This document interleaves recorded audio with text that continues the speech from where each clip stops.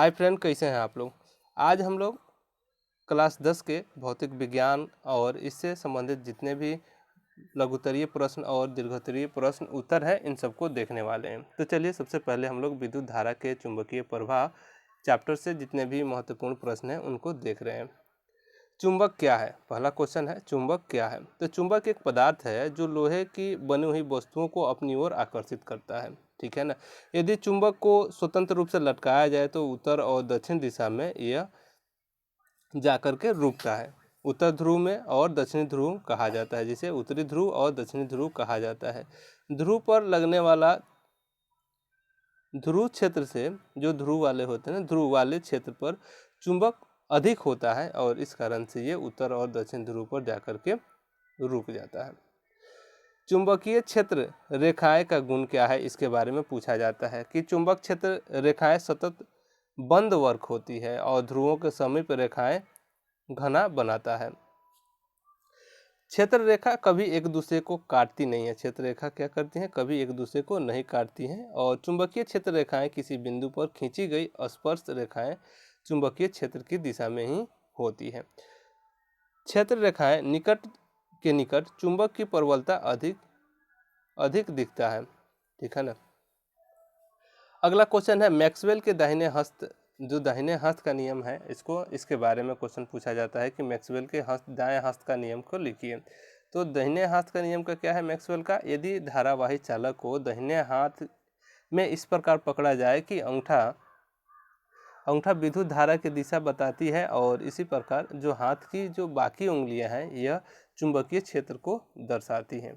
ठीक है ना। ये पकड़ा जाएगा तो उसको हाथ की चारों उंगलियां चुंबकीय क्षेत्र को दर्शाएंगी और अंगूठा आपका विद्युत धारा को दर्शाएगा। ठीक है, अगले क्वेश्चन की तरफ बढ़ते हैं। अगला क्वेश्चन है, फ्लेमिंग के वाम हस्त नियम यानी कि बाएं हाथ का नियम के बारे में बताइए। जो फ्लेमिंग के जो बाएं हाथ की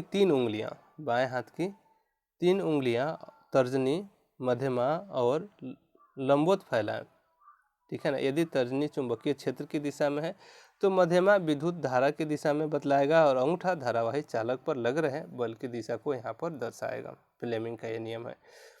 फ्लेमिंग के दक्षिण हस्त का नियम यानी कि दाएं हाथ का नियम क्या कहता है कि इसमें जो तीन उंगलियां हैं इसमें अंगूठा, तर्जनी और मध्यमा एक दूसरे के लंबवत फैलाएं।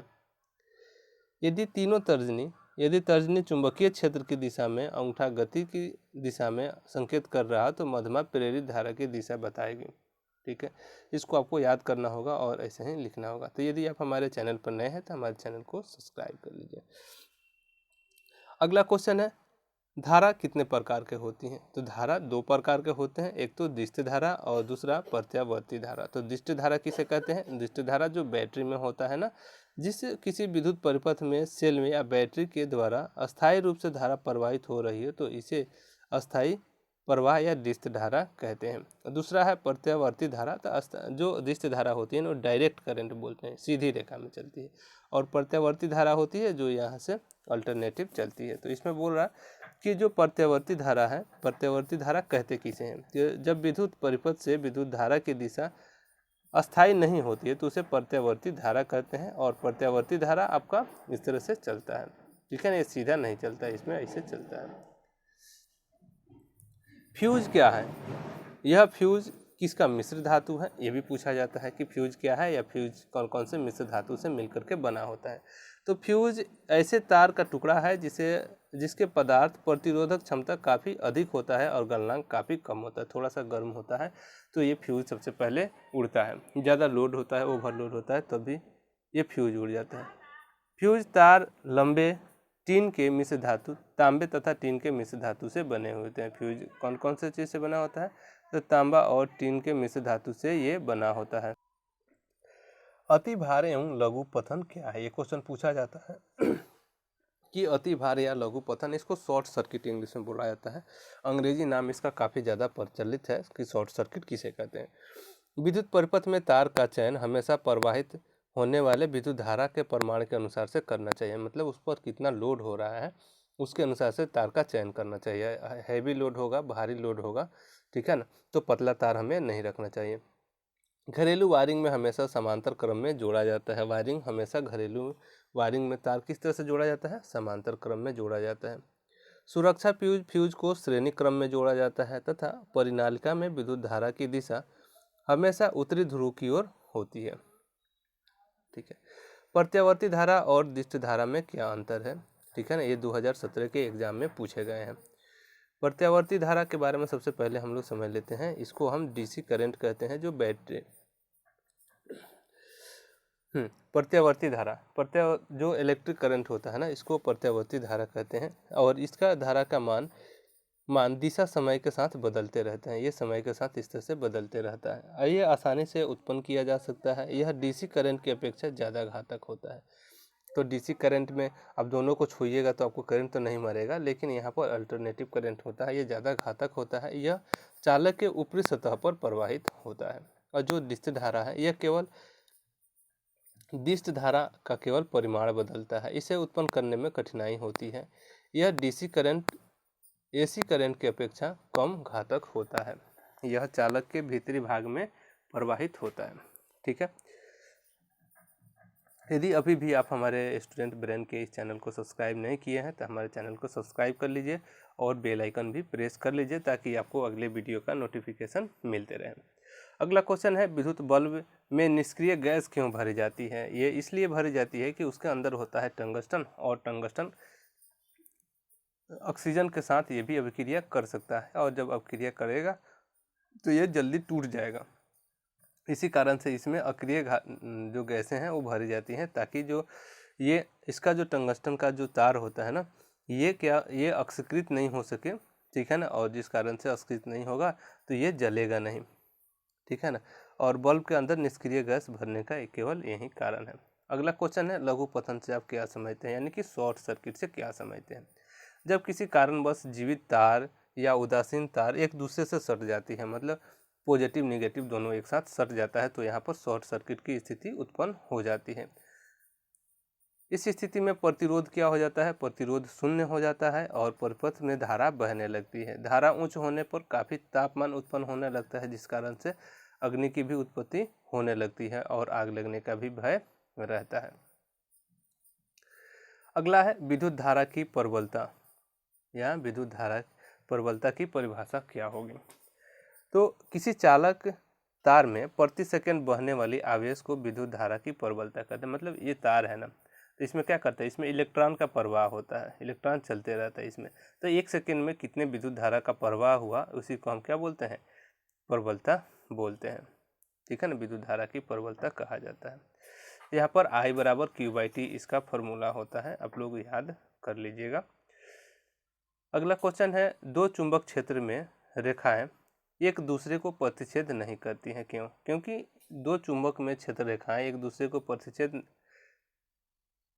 प्रतिच्छेद करते तो क्या होता कि क्षेत्र के बिंदु विशेष पर दिक् सूचक यानी दिक् सूचक होते हैं ना, जो क्या होते हैं, दिशा सूचक यंत्र इंगित करेगा, और जो असंभव होगा। यही कारण है कि दो चुंबक रेखाएं एक दूसरे को क्या प्रतिच्छेद नहीं करती हैं। फ्यूज तार की 3 प्रमुख विशेषता बताइए। जो फ्यूज हम लोग लगाते हैं ना घर में, उसकी विशेषता क्या है? तो इसका प्रथम विशेषता है कि इसका प्रतिरोध उच्च होता है, गलनांक कम होता है, और 220 वोल्ट यानी 5 एम्पियर का फ्यूज व्यवहार में सबसे ज़्यादा उपयोग किया जाता है गैर घरों में। अब यहाँ पर चुंबक क्षेत्र, चुंबक का चुंबकत्व किन किन बातों पर निर्भर करता है? मतलब चुंबक अपने तरफ जो आकर्षित करता है ना, ये कौन कौन बात पर निर्भर करता है? तो सबसे पहले इसमें निर्भर करता है कि परिनालिका फेरों की संख्या। मतलब हम एक कृत्रिम जो चुंबक बनाते हैं ना, तो उसमें क्या करते हैं, यहाँ पर वायर को खींचते हैं। ठीक है ना, तो यहाँ भी वही काम करता है कि परिनालिका में फेरे की संख्या कितनी है। विद्युत धारा का परिमाण, अब कितना ज़्यादा उसको विद्युत धारा देते हैं, करोड़ का पदार्थ की प्रकृति पर, मतलब उसका जो क्रोड होता है उसके पदार्थ की प्रकृति पर भी निर्भर करता है। तार की प्रकृति पर भी निर्भर करता है कि कौन सा तार इसमें लगाया गया है। अगला क्वेश्चन है, नाभिकीय विखंडन से, कि नाभिकीय विखंडन क्या है और नाभिकीय विखंडन से क्या समझते हैं? तो नाभिकीय विखंडन वह प्रक्रम है जिसमें यूरेनियम 235, इसका क्या है, ये परमाणु क्रमांक है, जिसे भारू या परमाणु अस्थायी नाभिक से टूट करके मध्य भार वाले दो नाभिक का निर्माण करते हैं। इसमें बहुत ज़्यादा मात्रा में, विशाल मात्रा में ऊर्जा उत्पन्न करती है। इसे हम क्या कहते हैं? इसे हम नाभिकीय विखंडन कहते हैं, क्योंकि यहाँ उसके नाभिक का विखंडन होता है। एक भारी यूरेनियम का नाभिक टूट करके दो हल्के हल्के यूरेनियम नाभिक में विखंडित हो जाता है। फ्यूज क्यों लगाया जाता है घर में?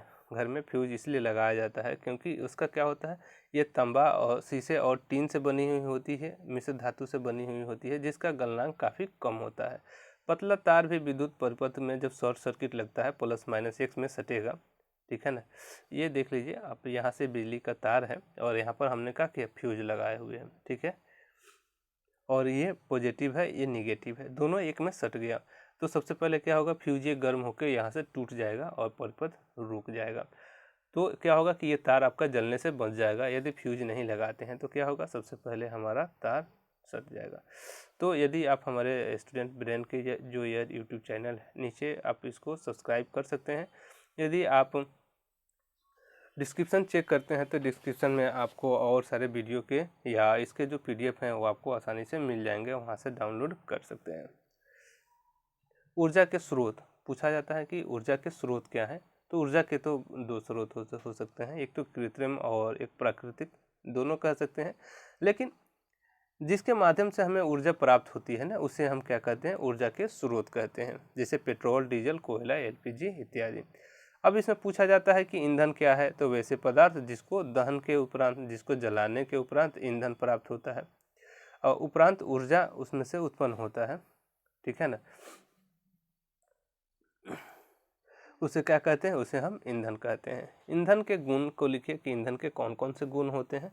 अब देखिए, अच्छे ईंधन के गुण इसमें पूछा जा रहा है कि अच्छा ईंधन क्या हो, जिसको लाने ले जाने के बाद, ठीक है ना, दहन के जब वो जले तो उसमें ज़्यादा दे, ठीक है ना, उसमें उसके जलने के बाद धुआं उसमें से कम निकले। अब धुआं ज़्यादा निकलेगा तो दिक्कत है ना। जिसका भंडारण करना भी आसान होगा, जैसे पोटेशियम है, ठीक है ना। पोटेशियम क्या है, वो जल्दी जल जाता है, उसमें से ऊर्जा ज़्यादा मिलती है, लेकिन आप उसको आसानी से रख नहीं सकते हैं, ठीक है ना। तो ये भी अच्छा ईंधन नहीं माना जाएगा। जिसके दहन की गति धीमी है, जो धीरे धीरे जला, अभी एक बार जल जाए तो फिर क्या ठीक नहीं ना है। जिसके जलने के बाद विषैले पदार्थ उत्पन्न, अब जले भी तेजी से, जैसे कि यूरेनियम है, यूरेनियम से काफ़ी ज़्यादा ऊर्जा निकलता है, लेकिन जब ऊर्जा निकलता है तो उसमें से बहुत तरह के रेडिएशन निकलते हैं, जिसको आसानी से नहीं उसको यूज किया जा सकता है, जो आसानी से और सस्ता उपलब्ध हो, ठीक है ना। ये भी उसके उदाहरण है। अगला पूछा जाता है कि ग्रीन हाउस प्रभाव क्या है। ग्रीन हाउस इफेक्ट इसमें पूछा जाता है। ये ग्रीन हाउस प्रभाव क्या है। अब देखिए, ग्रीन हाउस में मुख्य रूप से कार्बन डाइऑक्साइड है। जो कार्बन डाइऑक्साइड क्या है, जो लघु तरंग वाले विकिरण को इसमें से पार करने से रोक देता है। यानी कि जो एक हमारा जो वायुमंडल है, इसको थोड़ा सा समझ लेते हैं कि ये हमारा पृथ्वी है और ये हमारा वायुमंडल है।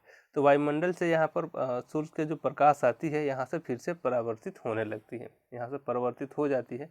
लेकिन जब कार्बन डाइऑक्साइड हमारे वायुमंडल में ये ज़्यादा मात्रा में मिक्स हो जाएगा, तो यहाँ से जो लघु तरंगें लौटती है उसको लौटने से रोक देता है।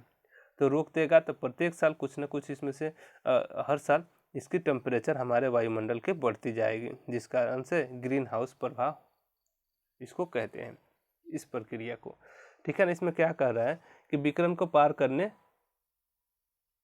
वाले विकिरण, परंतु दीर्घ तरंग वाले विकिरण को पार करने नहीं देती है, जिसके कारण से यह परिवर्तित होकर पृथ्वी के तल पर ही आ जाता है और पृथ्वी के चारों ओर चादर की तरह कार्य करने लगता है, जिस कारण से सूर्यास्त के बाद भी पृथ्वी का ताप अधिक रहता है और ग्रीन हाउस प्रभाव इसे कहा जाता है, समझे ना। अब डेनमार्क पवन ऊर्जा का देश कहा जाता है, इसको नोट कर लीजिएगा, ठीक है ना। डेनमार्क पवन ऊर्जा का देश, मतलब जो हवाएं चलती है ना, इससे जो ऊर्जा मिलती है, ठीक है ना, सबसे ज़्यादा इसको डेनमार्क में इसका उपयोग किया जाता है, पवन ऊर्जा का। अगला क्वेश्चन है, सौर ऊर्जा किसे कहते हैं। अगला क्वेश्चन है, सौर ऊर्जा किसे कहते हैं।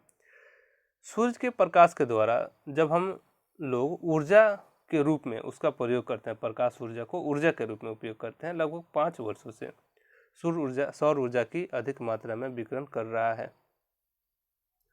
ठीक है ना, और आगे भी करते रहेगा। 5 वर्ष नहीं, 5 करोड़ वर्ष होना चाहिए था, इसमें 5 करोड़ वर्ष से सूर्य क्या कर रहा है, सौर ऊर्जा हमें देते आ रहा है और आगे भी बहुत दिनों तक ये देते रहेगा, ठीक है ना। और उससे जो उसके द्वारा ऊर्जा विकिरित किया जाता है उसको क्या किया जाता है कि आकाश के अधीन भारत की भूमि प्रति वर्ग मीटर 4 से 7 किलोमीटर प्रति घंटा तक ऊर्जा प्राप्त की जा सकती है। अच्छा, इसमें बोल रहा है कि इसको किससे कितना ऊर्जा प्राप्त की जा सकती है, ठीक है। तो लेकिन सूर्य से जो ऊर्जा हमें मिलती है ना, जो उसको हम ऊर्जा के रूप में उपयोग करते हैं, इसको सौर ऊर्जा बोलते हैं। और जीवाश्म ईंधन क्या है? अब जीवाश्म ईंधन समझ लीजिए कि जीवों के अवशेष से जो ईंधन हमें प्राप्त होता है उसको हम जीवाश्म ईंधन कहते हैं। और इसमें देखिए क्या लिखा हुआ है कि जीवाश्म ईंधन ईंधन का ऊर्जा का परंपरागत रूप है जो हम सदियों से इसका उपयोग करते आ रहे हैं। जीवाश्म ईंधन का निर्माण पृथ्वी के तल के अंदर पेड़ के दबने जीव जंतु दबने से होता है। इसमें जीव जंतु भी आते हैं, दबे रहते हैं कई वर्षों तक, जिससे जो है कोयला, पेट्रोलियम, एलपीजी का निर्माण होता है। अर्थात इसका पूर्ण रूप से निर्माण नहीं किया जा सकता। इसके लिए संरक्षण की आवश्यकता होगी, मतलब ज़्यादा दिनों तक उसको रखना होगा। जीवाश्म ईंधन के कारण विषैली गैस, अम्लीय वर्षा इत्यादि होते हैं, जिसे भूमिगत जल, वायु तीनों प्रभावित होते हैं। अब जीवाश्म ईंधन जैसे कि जलाते हैं, ठीक है ना, तो उससे जीवाश्म ईंधन के जलाने से क्या होते हैं कि वायु प्रदूषण, जल प्रदूषण और थल प्रदूषण भी इससे हो रहे हैं,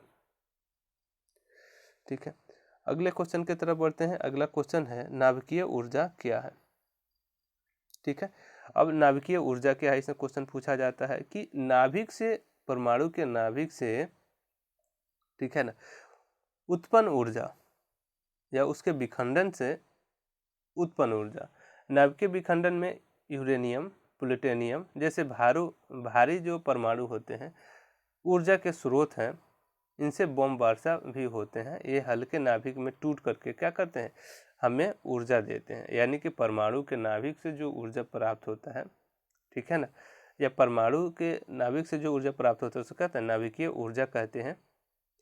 और ये ऊर्जा विशाल मात्रा में उत्पन्न होते हैं, जैसे यूरेनियम परमाणु विखंडन कोयले के दहन के 1 करोड़, देखिए इसमें इसका मतलब तुलना किया गया कि यूरेनियम का 1 परमाणु का विखंडन और कोयले के दहन से 1 करोड़ गुना ज़्यादा उत्पन्न करती है।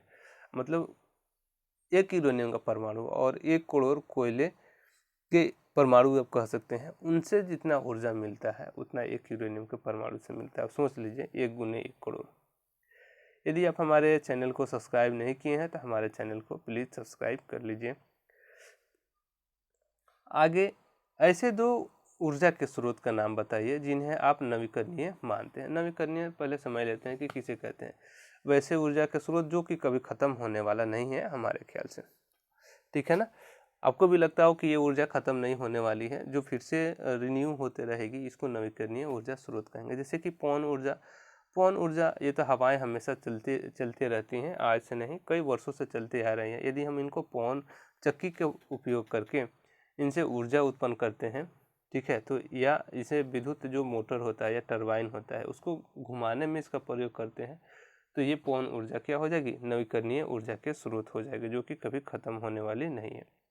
दूसरा जल ऊर्जा जो पहाड़ों से जो पानी गिरता है ना, तो वहाँ उसके नीचे हम क्या करें, टरबाइन लगा करके उससे विद्युत ऊर्जा के वहाँ से जनरेट किया जा सकता है। मतलब उससे स्थितिज ऊर्जा को जो गिर रहा है उसको विद्युत ऊर्जा में बदला जा सकता है। तो यहाँ विद्युत ऊर्जा जो मिलने लगेगा, ये ऊर्जा आपका क्या हो जाएगी, ये आपका नवीकरणीय ऊर्जा के स्रोत हो जाएंगे। ये कभी ख़त्म होने वाला नहीं है, क्योंकि ऊपर से पानी गिर रहा है, फिर वाटर वेपर यानी कि जलवाष्प बनेगा, फिर ऊपर जाएगा और फिर बारिश होगा पहाड़ों पर, और फिर पहाड़ से पानी नीचे गिरेंगे। तो पानी ऊपर से नीचे गिर रहा है, यहाँ पर हम क्या किए, टरबाइन लगा दिए, पंखे, और ये नाचते रहेगा और हमारा यहाँ से बिजली बनते रहेगा। तो ये तो कभी ख़त्म होने वाला नहीं है। तो यहाँ पर जल भी आपका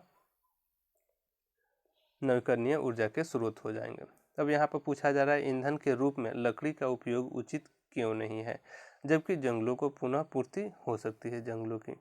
अब देखिए, वृक्षों को यदि हम काट देते हैं ना, तो लकड़ी तो हमें मिल जाएगी, ठीक है, और लकड़ी भी नवीकरणीय ऊर्जा का स्रोत है। परंतु यदि पेड़ परंतु इसके विरोध में यदि देखें तो परिपक्व होने पर 15 वर्षों से अधिक समय लेता है। मतलब छोटा पौधा जो है बड़ा होने में 15 वर्ष लगा देगा, अब 15 वर्षों के बाद ये परिपक्व होगा। परंतु लकड़ी के समान ऊर्जा का स्रोत पुनः प्राप्ति बहुत समय लगता है, इसलिए बड़ी वृक्षों को काट देने से जंगल नष्ट हो जाएंगे।